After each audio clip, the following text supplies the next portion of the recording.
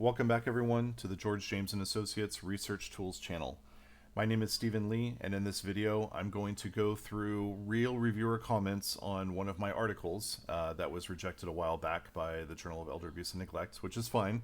That's certainly what happens to the vast majority of us, even if we are already published. And then I'm going to take those, after discussing how you should divide reviewer comments, I'm going to then sort those comments according to the classification system that I've constructed. And then in the next video, the part 2 of this mini-series, I'm going to single out one or two comments that are related, and then I'm going to essentially go see if I can go fish for journal articles that support my position. Okay, so this was, I think, a couple of months ago. The Journal of Elder Abuse and Neglect rejected my financial elder abuse disconfirmatory analysis paper. And so in this paper, what I'm essentially trying to do is I'm taking the qualitative findings on financial elder abuse by the Mature Market Institute of MetLife when it was still an institute before it shuttered, and from 2009 and 2011. And then what I did is I took the National Incident-Based Reporting System data that is collected by the FBI, and I tried to replicate the findings of the qualitative findings of the Mature Market Institute using the NIBRS data. So that's what I tried to do. I came up with a number of different findings, as well as a surprising find that when family members were, the data were filtered for family members being the perpetrators, elders being 68 years old or older being the victims, and then having the white-collar offenses such as theft and what have you. There's not, unfortunately, the NIBRS doesn't collect fraud data. But anyway, I took all of the theft-related white-collar crimes that I could, that they do collect data on, grouped them together into a single variable, into financial elder exploitation, and then I used for the location the elder's residence or their home. I found in neither year, across perhaps 75,000 observations, there was not a single incidence of elder fraud, which is ridiculous. It happens all the time. It happens every day. Happened in 2009, happened in 2011. So there is a fundamental flaw in the way that the data are collected by law enforcement. Now, part of that problem, as we'll see in the reviewer comments, is that the NIBRS is voluntary until this coming January of 2021. It is voluntary. Now that means that every single regional, state, and local law enforcement agency either can or they have the option to participate in the NIBRS program, meaning that they ship their data, their arrest and crime data to the FBI. In 2021, January 2021, they're going to have to do it regardless of whether they want to do it or not. But up to this point, it's voluntary. And so that, of course, is an inherent limitation to the study, which I do acknowledge in the paper.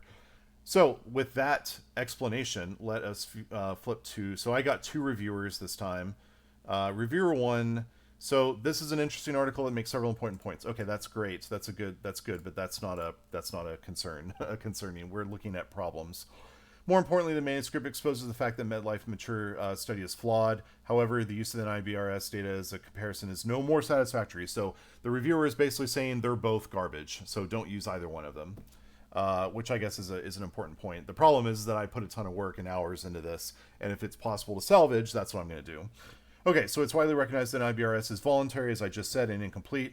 Further, it's not hard to imagine that cases that are fit for print would differ in significant ways from those coming to the attention of law enforcement. Okay, so they're talking about the MMI findings here. Would differ. I mean, the problem, I guess, and so here's the first part, right, is that I need clarification. This is going to be a clarification, so it's going to be the middle here with needs or clarification. So really quickly, let me take a step back. I should have done this first. There are, what I've done is I've essentially constructed a 3-tiered system for inputting reviewer comments. The first one is relevant. So the really devastating comments, reviewer comments that have to be addressed. You need to do more, conduct more research, or you need to pivot and shift the focus of your research. So these are game-changing, game-breaking comments that go in this section. And those are the ones you really have to worry about. The second ones are less severe because all they need is clarification. You probably need to go find a few more citations perhaps to back up, or maybe you made unsubstantiated claims, which the second reviewer said that I did, and with a couple of things. And so if you made some declarative statements that are important that you didn't back up with citations, that's going to go here. And then the last one is irrelevant. And again, I use the irrelevant term here fairly loosely because you need to think long and hard before you make the determination that you should completely dismiss a reviewer's comment. So these are your peers. They know a lot. The editors usually try to make sure that the reviewers are competent to review your article, which means they know about the relevant literature. They're familiar with the theories that you're going to use. You're going to try to prove or disprove with your methods. They're familiar with the methods that are used and so on. So that should be the very last resort, is that you completely dismiss out of hand a reviewer's comments. Instead, I would put them in the irrelevant, which means that they didn't understand, and it's entirely possible they didn't understand the point you were conveying. And if that's true, you need to reword the point. And so those types of comments go into this third section. Okay, so anyway, back to reviewer one's comments. So what we're going to do is, so here, what I see here is, furthermore, it's not hard to imagine that the MMI cases that are fit for print would differ in significant ways from those of law enforcement. So in fact, the Mature Market Institute actually pulled a lot of their cases from what law enforcement, like press releases and what have you, from law enforcement. So that means that I need to cite that more in the Mature Market Institute. So that's going to go over here in the second, what I believe is going to be the second category. Okay. So actually, I really should cut and paste that, I suppose, but that's fine. Okay. So this fundamental fact was not mentioned in the article. Okay. So I'm going to do that. Okay. So these are basically done. So. All right, manuscript lacked focus. Okay, that's potentially bad if that's true. It was unclear whether the manuscript was intended to indict the IBRS or indict the field. Okay, so this is going to be like a clarification. And yet this reviewer totally agrees with the assertions that there is no data on financial professionals committing fraud. Okay, good. But that still requires some clarification. I would still put that under the second one because it's not really, it's not that, I don't think it's that devastating because I just need to focus in, laser beam in a little bit more. Okay, NIBRS fails to adequately answer the particular question, having to do acrobatics to get the data to fit the need. In addition, the description on page 8 of the data is wholly inadequate and fails to address its many shortcomings. Okay, so they're basically saying that my description on my page 8 needs to discuss more shortcomings of the NIBRS. Not to mention the structural issues that dictate which cases even make it into the criminal justice system. Okay, fair. So then that's another one, right? Again, it's not devastating. Like it'll shore it up if I go conduct more research or I write more about the NIBRS. Okay.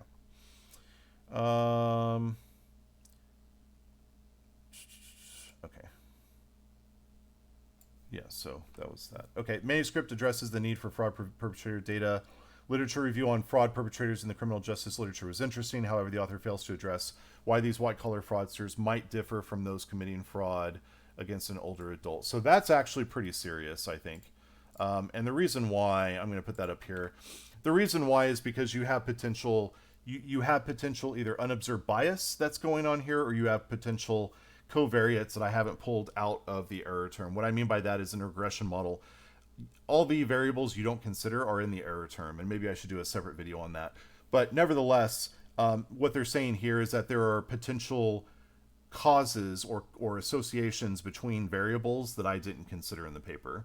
And so if that's true, that can be very devastating. And so this is something I absolutely have to address.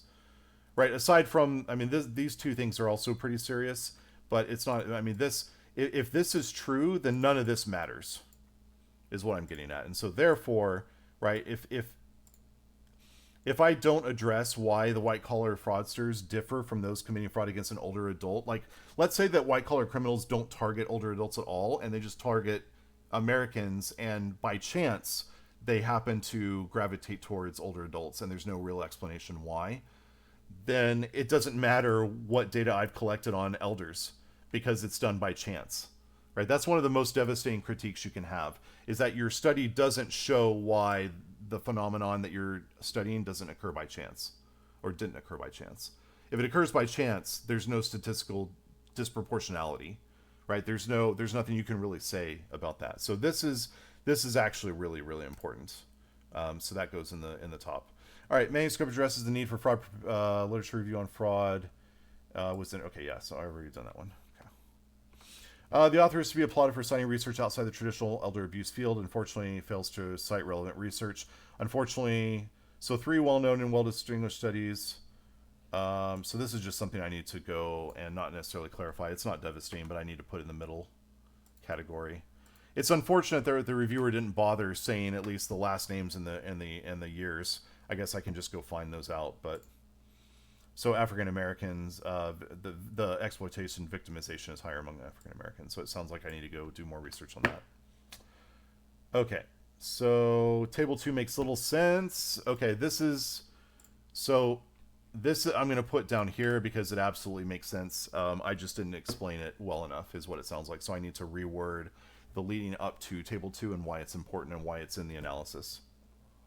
So, and it could be, I believe, if I'm remembering correctly, I need to pull out my paper again. But table 2, I believe, was logistic regression. Table 1 was the one-way frequencies. That's what I normally do. And so, if the reviewer didn't understand table 2, then they may not understand logistic regression, which is unfortunate that I got a reviewer who doesn't understand, or has never had a course in applied econometrics. But it's possible. One of my colleagues said once that he had a reviewer that didn't understand how odds ratios worked. And so, oftentimes you're at the mercy of the reviewers. All right. So we're going to now go down to, I'm going to eliminate some space here. Okay, here we go. All right. So once again, comments to the author.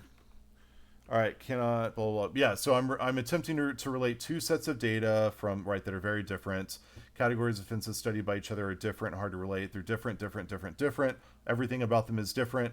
So, when I overlay these differences and the lack of agreement, then, which I do clearly recognize, the validity and value of any conclusions here are unfortunately suspect. Okay, so that is also problematic. Yeah, so it kind of goes to here in 2, but I could also put this in 1 as well, because it is very important. And so this is going to be something I need to do more research on, which I'm going to show you in video 2 that I'm going to do. I'm going to search for empirical testing of qualitative results or something like that. I'm going to try a number of search words and try to get at this, because this is a serious critique. All right, I also think the paper could have been better organized and focused. Okay, page 3, you state that the paper seeks to develop a model that focuses on abuse committed by professionals, yet you don't say anything about this in the abstract. Okay. No, that's fair enough. So then I need to... okay, so then that... Yeah, so it sounds like there I need to... I mean, it is relevant. I know I probably shouldn't have used the term irrelevant, but it is important. It's just a matter of creating a little bit more of a robust abstract. I was thinking the paper could right. Yeah, that's I already talked about that. These are going to be examples. Paper doesn't seem to put any more emphasis on abuse committed by professionals than it does by family members. Right, which wasn't really the yeah, and so this right here, the reason why that dichotomy is there is because it's there in the Mature Market Institute. And so I need to... This is either a 2 or a 3 level. If you consider this to be level 1, this right here to be level 2, and this to be level 3. So, okay, in fact, on page 15, the paper states that trusted professionals must be careful to arm themselves to counteract. This is actually really important. Yeah, this is something I should just reword. Because, I'm in one part of the paper, the reviewer is right about this. In one part of the paper, I am... I'm basically saying that that professionals are the culprits, and in another part I'm saying they need to arm themselves with the data, which makes it really awkward. So that's a fair critique. There are also a few statements that seem unsupported. So this is a level 2, right? So, for example, on page 2 you state that the yada yada paper briefly mentions FINRA disciplinary actions without relating them to the overall size and scope of the industry. Okay, so all this is these are level 2. Also on page 15 it stated that the U.S. is moving to mandatory compliance, but no source for this is given. Also, why is this important? Because it's important because it's not black or white, right? It's not It's not that the NIBRS is totally ineffective on December 31st of 2020, and then it's totally effective on January 1st, 2021, when the light switch turns on and it becomes mandatory. Over time, like law enforcement agencies and other agencies cannot turn on a dime like that. They're big ships full of bureaucracy, and they have to go from point A to point B slowly over time. And so for that reason, every day or every week or every month that we draw closer, in my opinion, the NIBRS data is going to become more and more accurate, because it's going to become more and more representative, because more and more agencies are signing on to the process. That's why it's important. But again, right, again, the let's see here. So that one is going to actually be, that's going to be a level 3, because it is important, but apparently I did not explain that sufficiently. You do clearly recognize the definitional insufficiencies, lack of data uniformity. Okay, great. That doesn't, yeah. So again, that doesn't matter. All right. Okay, so here, these are going to go into level 2. Okay, so that's a good start for preparing the comments, and you would do the same thing if, instead of a rejection, if this were a revise and resubmit, it would be the same process. So again, I like grouping things into 3s because it's really convenient. So these are, I call that a level 1, which these are really devastating and need immediate attention. These are level 2, which require clarification, and probably, I for the most part, I've already done the citation work. I've already done the research. I just need to go back into my pile of research articles and cite those specific instances, which I'm already thinking in my brain, oh yeah, I know where I can get that one, I know where I can get that one, and so on. And then the third, right, this is level 3. That is where these are the ones that, for the most part, just need to be reworded, like the abstract comment, right? That I just need to beef up the abstract a little bit more. I need to apparently change the, I need to reword the lead up to table 2, assuming that it's the table I'm thinking in my mind. But yeah, so I find that regardless of whether it's a rejection and I'm going to improve the paper before I submit it to the next journal, or it's a revise and resubmit, or an R&R, that I'm going to turn it back around and submit it to the journal from whence it came most recently, then it's helpful to divide and conquer, because it's really tough. It's facing rejection is really difficult, even when someone says, we want you to revise and resubmit, because then even after you do that, they can still reject it. Revise and resubmit doesn't guarantee publication at a future date. It just guarantees that they're giving you one more shot. And the frustrating thing is that the editor oftentimes will shoot it back to reviewers, and the editor won't just look at what you've done to change it. And I'm going to do a separate video entirely of how you address the reviewer comments. It's a companion document that you prepare when you do that revise and resubmit. You send it back. You send the polished paper back, the revised paper back, with the companion document explaining what you did. So you would take the reviewer comments one by one, and then you would, and it's good. It's healthy here because you can, by dividing this up into the levels 1, 2, and 3 taxonomy, you can say these were the most devastating, and so to handle these, I did XYZ. And then the second one was more clarification required. They needed additional citation, and so I did XYZ for those. And then down here, these I felt that the reviewer that only required rewording because they were nuanced, or they were implied in the paper, but the reviewer wanted me to bring them out more, and so I did that for these items. So it's very useful when preparing that companion document. That's all that I have for now. I'm going to make another video soon about addressing the devastating comments, specifically this one. I'm going to show you what I do to go and find more research when there's a devastating comment that's provided by the reviewer. Until next time, thank you everyone for watching, and don't forget to subscribe.